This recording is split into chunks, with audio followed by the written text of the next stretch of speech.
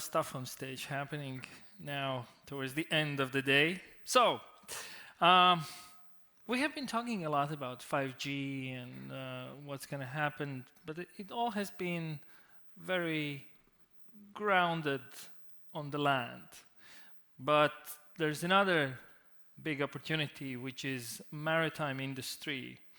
And Baltic Sea is surrounded by 9 countries, and Baltic Sea itself is 400,000 square kilometers big.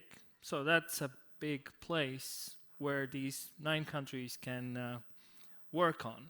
And of course, the opportunity is there, how to bring 5G infrastructure there and what could be potential benefits. And that's the topic of this panel. 5G routes takes to the waters, seamless connectivity over the sea and on harbors, moderated by Kaspars Kalniņš, researcher at Latvian Mobile Telephone. Over to you, Kaspars. Thank you. So, welcome to the session of seamless connectivity over seas.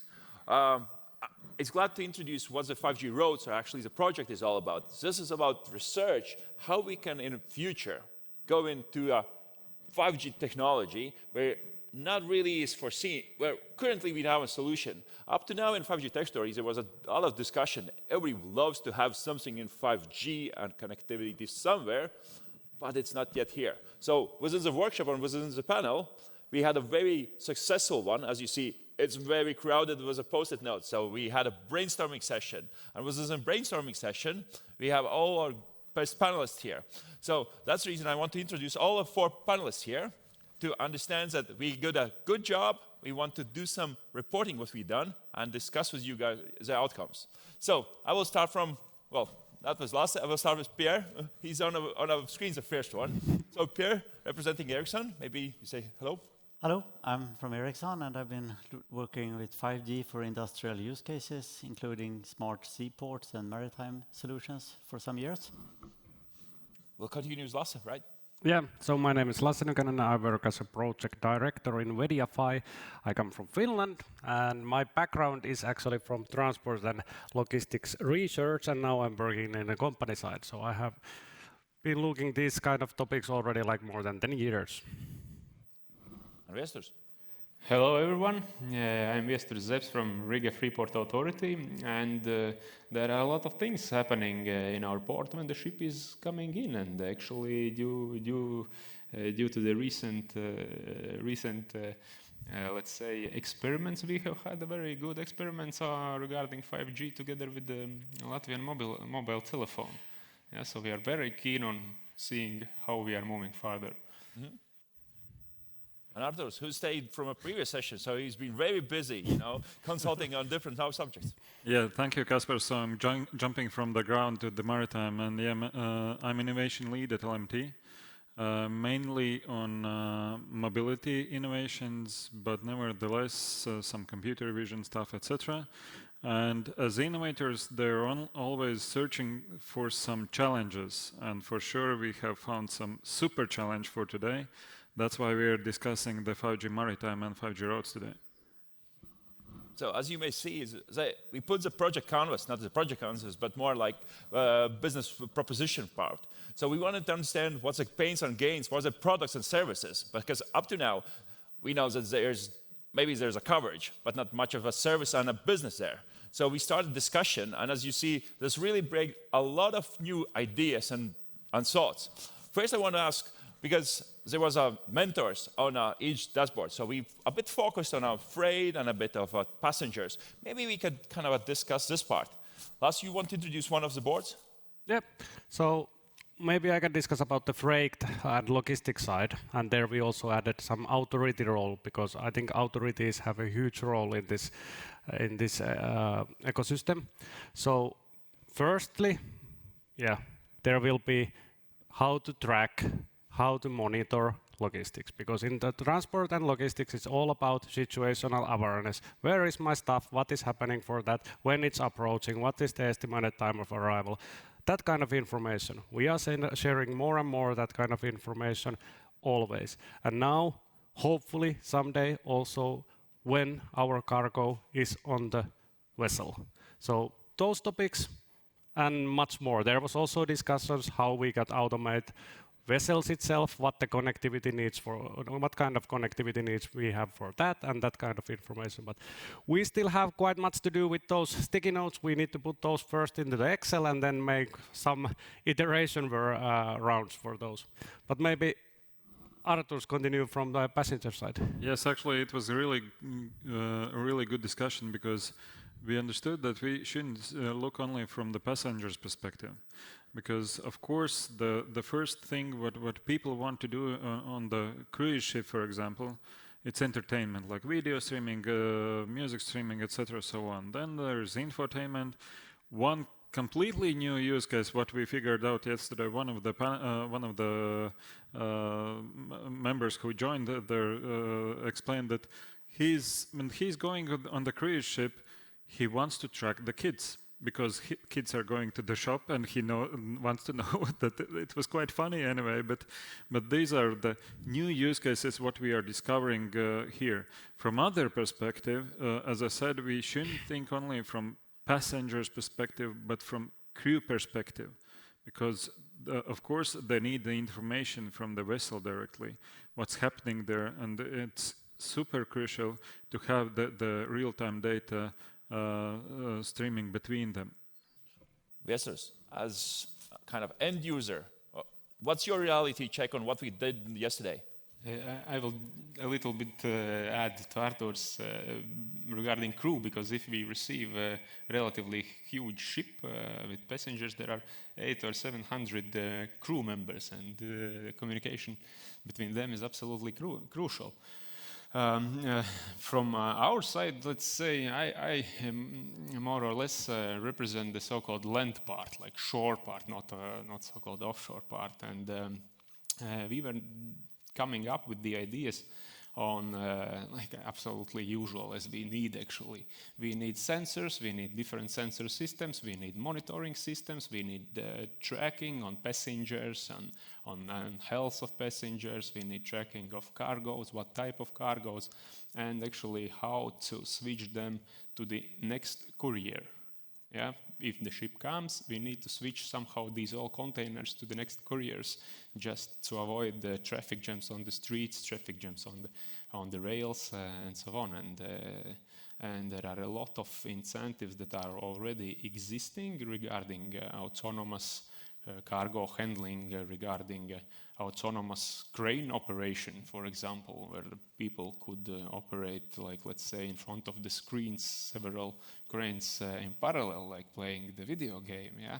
And it all includes some kind of connectivity. And if we are in the restricted areas like ports, for us it's easier to work with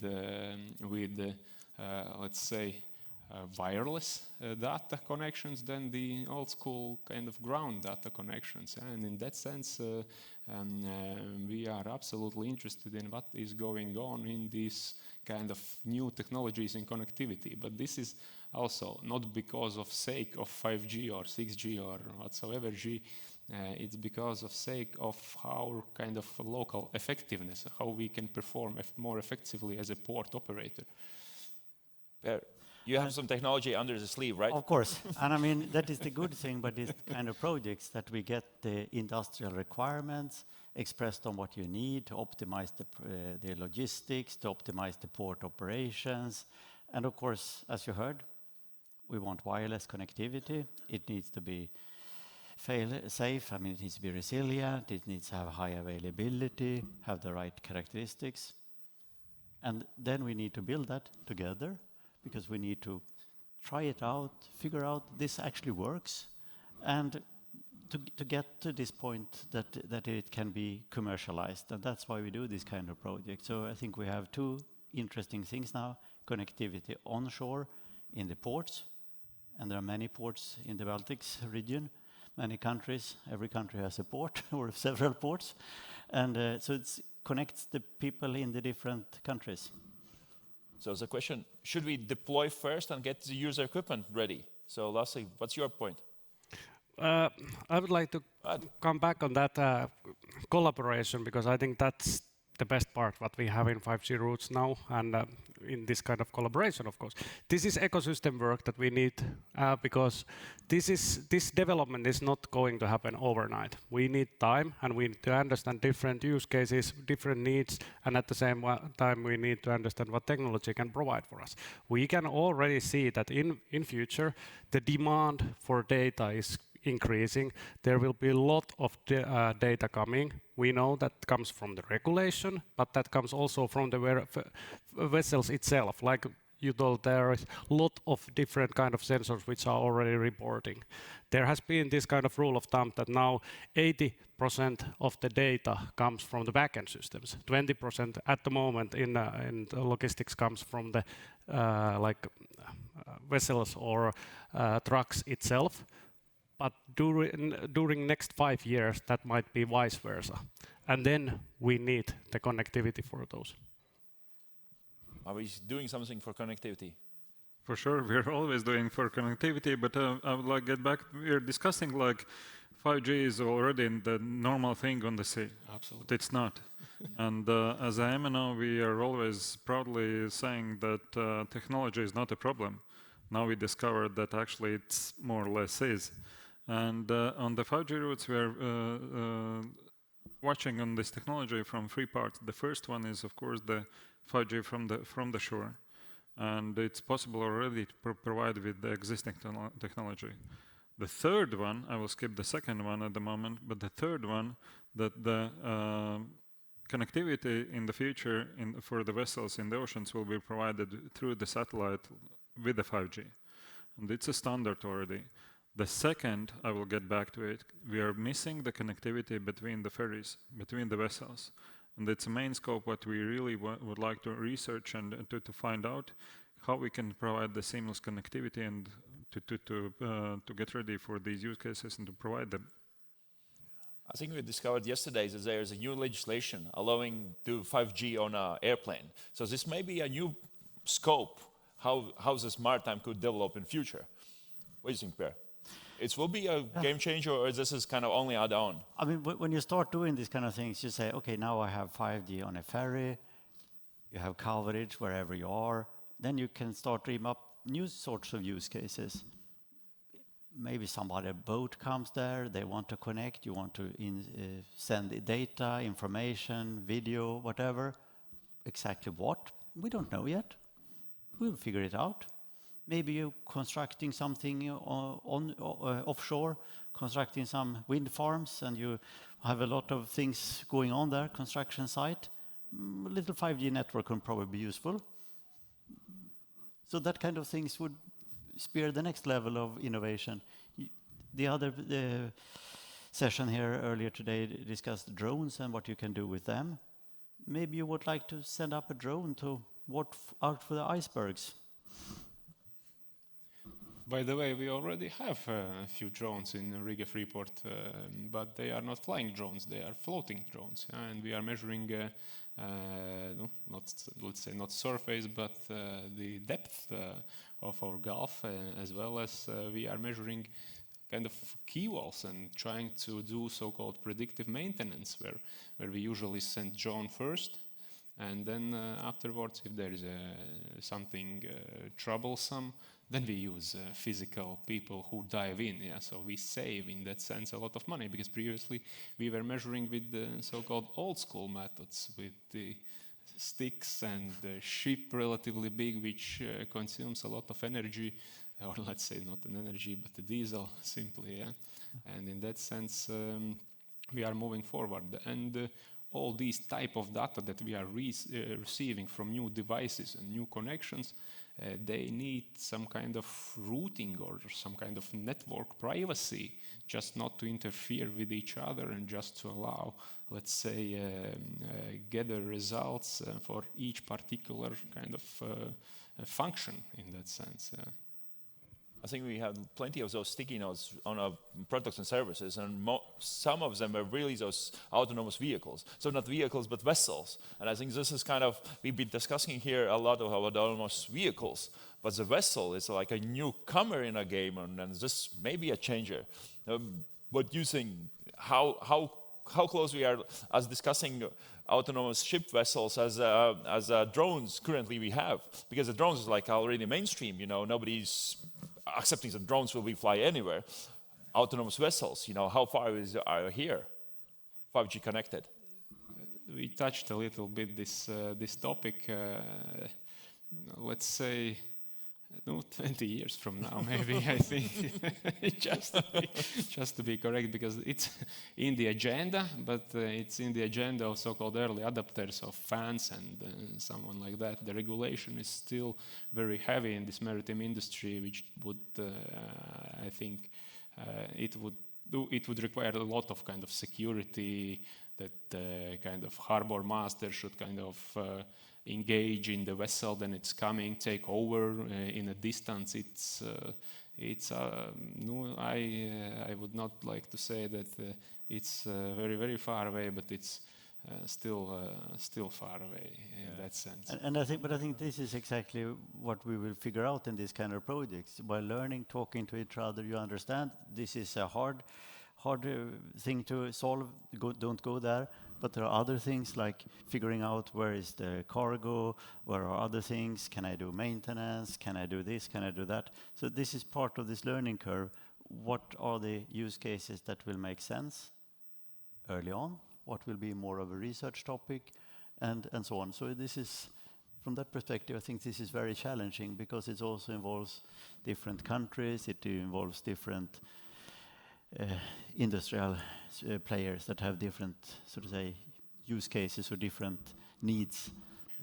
But anyway, to continue these autonomous kind of interactions within the port territory, for example, they are relatively well developed, or there is very well potential because the areas are relatively restricted, so they cannot damage a lot at the initial stage. And if we talk already about so-called autonomous locomotives, that could play with the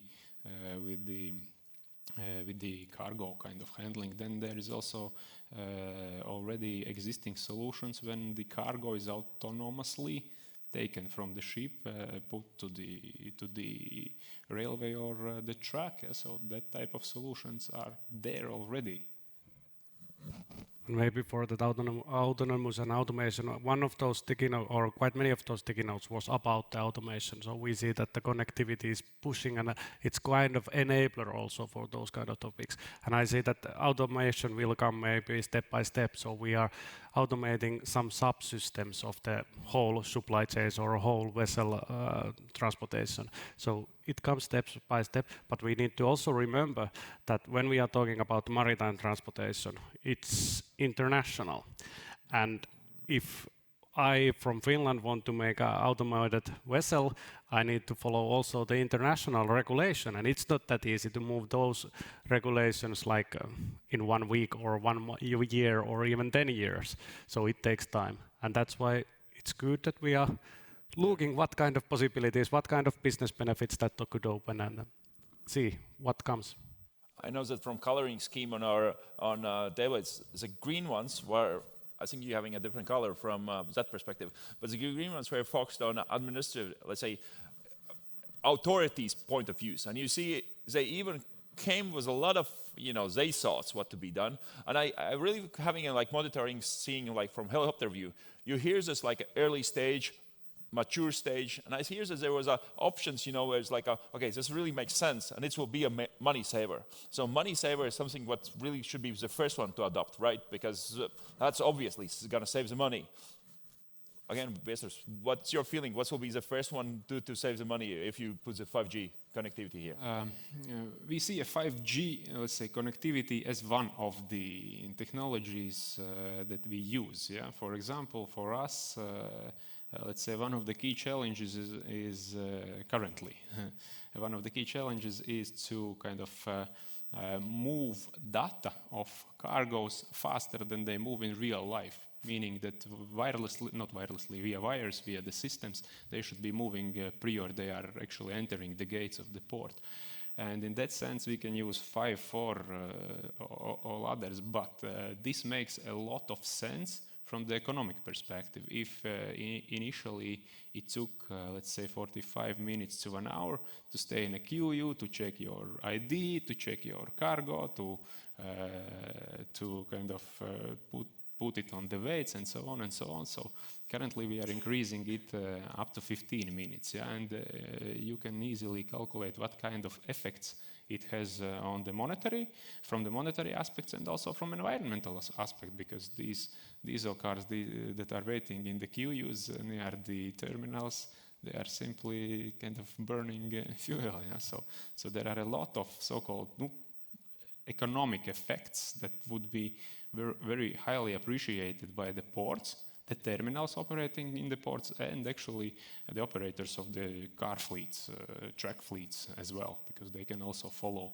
all the potential routes. And there are even a lot of other type of data which we still do not know that we can gain just to kind of do some kind of predictive analysis. And I think this starts with these kind of smaller things. I mean, how do you download the schema, where to drive, where to pick up things? If you can get that in a tablet, and that tablet today, perhaps 4G. And I mean, we have some examples of ports in different places in the world where they're using 4G today. So download that kind of data. It is perhaps not the most advanced IoT sensor, but it's basic things. 4G is there, you can use the network. Some areas you have private networks in the ports, and expanding that to more autonomous solutions. So you're having this thought, enabling use case, what's on a ferry. Maybe you can explain a bit. Yeah, well, let's first start that, yeah, we have in this project, we have test environment, which is operating vessel that is operating between Finland and Estonia, and there we will build this kind of 5G with satellites also test environment where we can test different kind of use cases. These use cases are representing some of, for example, what we had also there.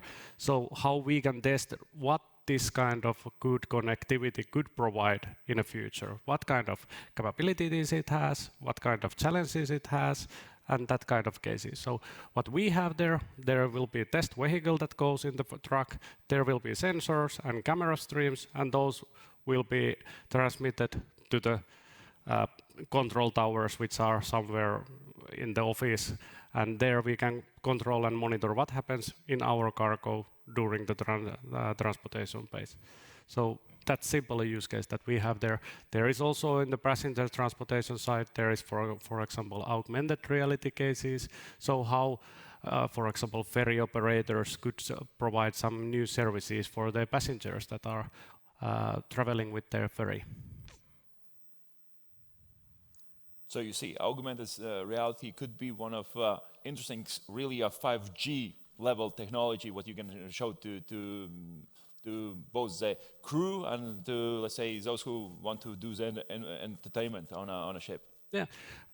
I think there was, for example, one sticky note in the passenger transportation side that, for example, now, let's say from Sweden, some ferry is coming to Latvia, and before you approach to the city, you can already go there in the city and do your city tour a little bit. That could be one case. There are many cases like what you could imagine with that. I mean, the train for emergency situation and so on, could augmented reality be one of these things that you learn where to go and so on? And this is mainly for the crew. I'm not thinking we should do so much for the passengers in that sense, but it's more for the crew, what exactly to do, where to go and so on, and the training exercises. But I also come back to this, that when you do this, when you have this test bed, you enable things, you try out things, what is the signal strength over the water? How far can it reach? What is the cost? And so far people have, of course, we have terrestrial coverage in all the countries. But when you put up the masts a bit higher, you direct the beams over the sea instead, I mean, then of course you get coverage. And there is no obstacles, so you have a pretty good coverage, quite far out actually. And this is also one of these experiments that we plan to conduct during next year. To me, it's always, it's strange. I've been talking with people who are working on Coast Guard, and they're like, most of people who got rescued because they call in. Like, how are you droning in the water and calling the rescue, right? But this is how it works. This is how you get rescue. So indeed, you know, it's kind of does make sense. MNO is not focusing on a coverage on water, but this is how you're saving the people. So maybe there's some kind of SOS initiatives. What do you think, Arturs? Actually, listening to all these use cases and what we have done yesterday with the sticky notes, of course we can discuss about the use cases, what we can imagine now, based on the what's happening in the harbors, on the vessels, etc. But I can say for sure that when we will sit here after 3 years, there will be some completely new use cases what we don't know at the moment, because the connectivity enables completely new things, and it was with the autonomous vehicles. We had started all these discussions that autonomous vehicles will be on the streets. I think it was already in some movies in the 80s. Now it's reality. It's not nothing, I would say, that it's already doable. For example, in the Tallinn we see that there are some teleoperated driving vehicles which are operated on the streets. 1.5 years ago, we showed in Latvia the teleoperated driving vehicle. And the same with the maritime, with the vessels. If you're saying to me that it will be autonomous vessel, everybody thinks it's a huge ferry, 10-story building, like who is autonomously going from Helsinki to Tallinn. But anyway, as Vistor already mentioned, they have a small drone actually, which is operated already through the possible to operate through the 4G and 5G as well. And it will be autonomous, I think, in half or a year or year, and it will be operated in the Riga. So I agree with the Lasse that we should go step by step, and we are not focusing on the huge ferry autonomous solution. But I think we should go with the use cases what we have drawn there, take few of them to show how the 5G will enable it, and then move forward year by year. So it won't be very quick, but I hope that it won't be in 20 years, but it will be much, much faster. Me too. I also hope that it will be faster, but that's what we have kind of find out yesterday with the colleagues, which started to talk how complex it is to change the international regulations. Yeah, but then, as we see in our local community, how complex it is to sit between different institutions and switch databases. Yeah. Then. So what do you think? What will be the next few years? What's going to happen next? I was just going to say that I would maybe bet now that the biggest driver for the connectivity issue is the safety and security issues, like this case that you said. We are facing now this kind of situation in the world that no one knows what happens. And we saw that there was a gas pipeline leak at the moment there in the ocean. So this kind of cases might be the big driver why we need to make connectivity for each vessels. So, and also we need to check that those are also like resilience also, so that there are different systems that are supporting, and if one system goes down, we still can manage to handle, and we will get that situational awareness, which is the biggest thing in transportation. But yeah, I think security and safety reasons will be for the next couple of years those things now that put those on live.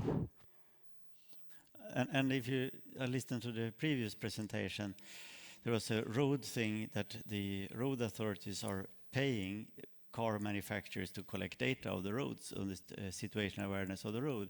And if you think about something similar, we saw yesterday the map of all the vessels in the Baltics, quite many.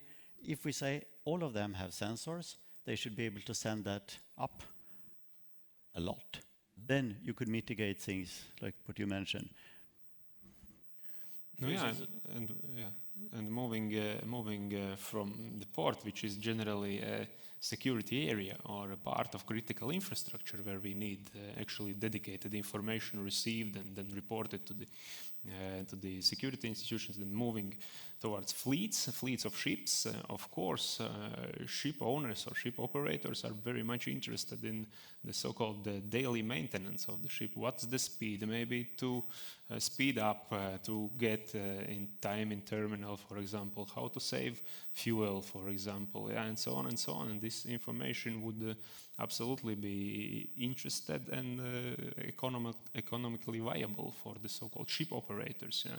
Because there are a lot of cases where simply terminals are, let's say, I would not say traffic jam, because I understand with traffic jam a little bit different thing, but ships are near the port waiting for their queue, yeah, and it costs a lot of money, because a lot of money, I would say. Yeah? The one day is a few thousand euros. Yeah? So this is absolutely potential gain of the all involved partners, yeah, to decrease the cost of transferring goods. And this links to the terrestrial transportation, of course, because the goods, 10,000 containers, comes out the ship to the container terminal, and then they need to go off. Yeah, absolutely.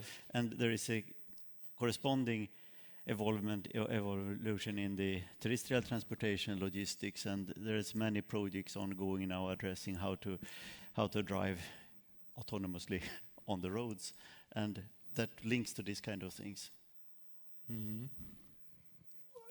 Would you share a vision, if there's a social benefit, which of the part could create most, let's say, most direct and quickest, let's say, new jobs, or like enable the jobs which exist to another level? For my example, I was riding with a cab and he said like, well, the Spotify doesn't work here for 3 hours.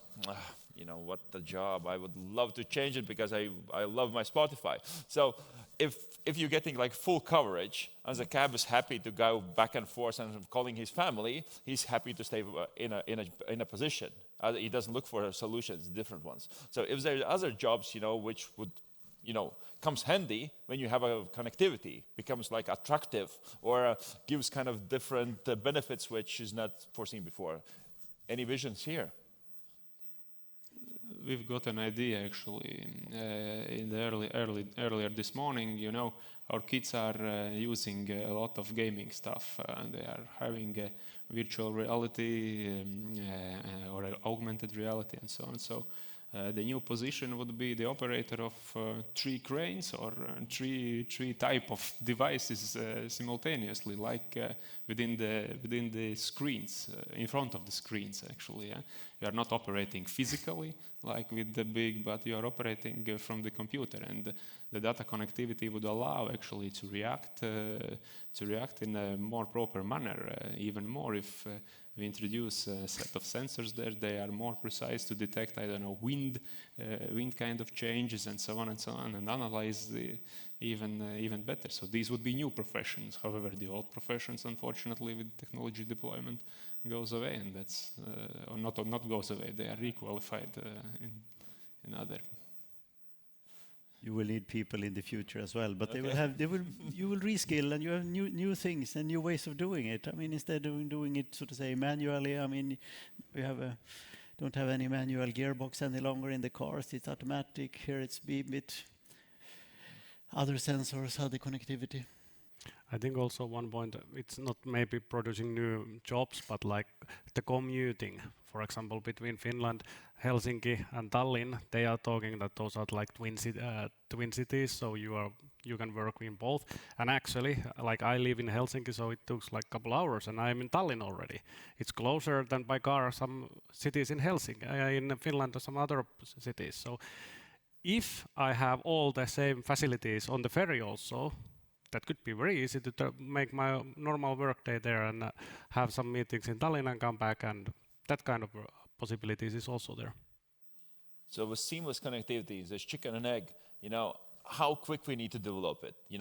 Like this one, make an aggressive rollout or make it step by step, and it will become, what do you think? Without the aggressive rollout of 5G, it will be there, the seamless connectivity, or it will be like for 20 minutes will be a service as you expected, and then it's 2 hours of service you don't expect.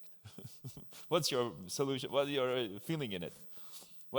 How fast, how much compromise you can take on your ferry trip from Tallinn to Helsinki that you will say it was still okay? At the moment, there is in the middle of the sea, there is black hole. You don't have connectivity. Of course, you can use the Wi-Fi, but then you have a lot of users there and it's not that good. So it's not good, I have to say.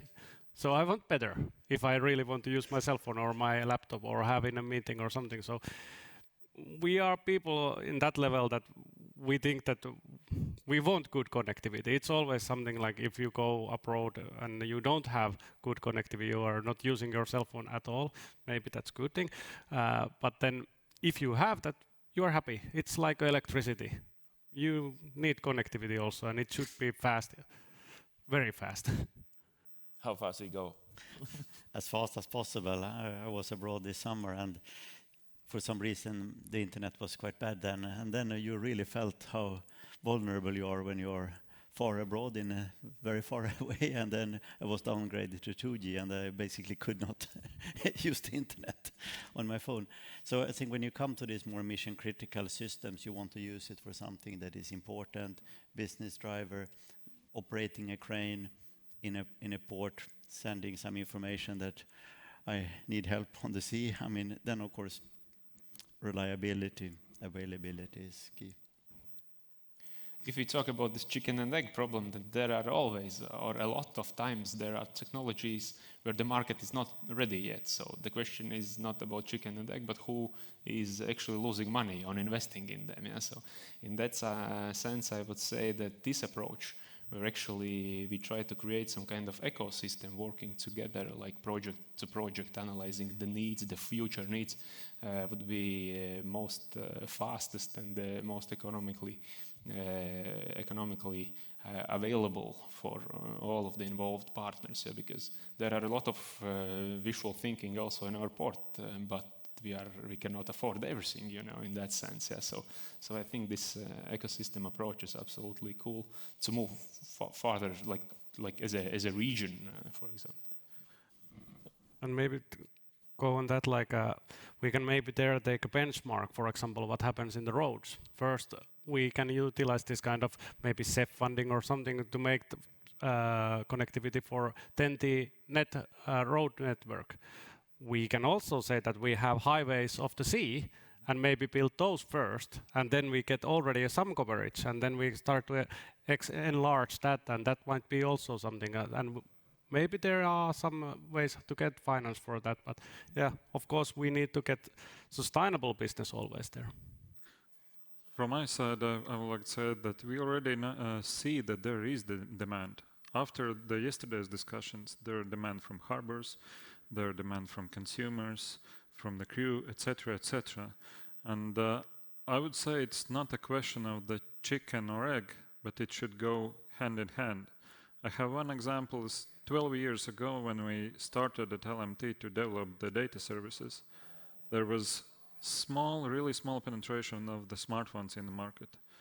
I would say some maybe 1 or 2% only used the data services because there was only the web and it was not very convenient to use it, etc. So some of the stakeholders should be the driver for it, and I see that MNOs and the vendors should provide in the beginning at least some part of the infrastructure to start to develop these use cases, and afterwards it will be like a snowball after a few years. No, I mean, yeah, the ecosystem, I mean, when one port starts to implement something and that is leading a role model and it goes faster and so on, I mean, then the others will learn about that. And you have your networks, and then you will spread the information and say, well, if you come to my port, it goes 10% quicker than in the other port. And then Yeah.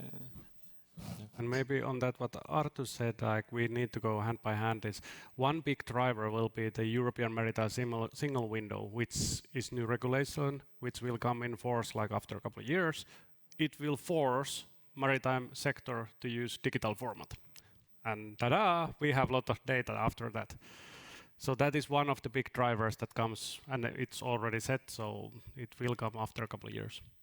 As we're coming in last minute, maybe each of you just give like your 2 sentences of takeaways. What's your takeaway from the workshop, what we had yesterday? I think what Arttu just said, that there is demand. I look this from the supply chain point of view. So we need like the whole corridor. For me, maritime transportation is only one leg there. And if I want to have like full transparency for my supply chains, I need also vessels there. And if I get all the data out from vessels, that's very good for me. Security in these kind of solutions is important, and then we think 5G has a big role to play in that. I would say that very good that the ports and maritime industry is in this type of technology forums and are in close hands with technological developments. This is a huge success here. From my point of view, we should talk more about the multimodality, because we are now, yesterday we described some part about the passengers, some part about the logistics. We should put it all together and develop these services all together, not only for some part of segment, I would say. From my perspective, we broke the ice because we put a lot of sticky notes, we get a lot of brainstorming out. I think this was a really success of project workshop yesterday, to summarize from my perspective.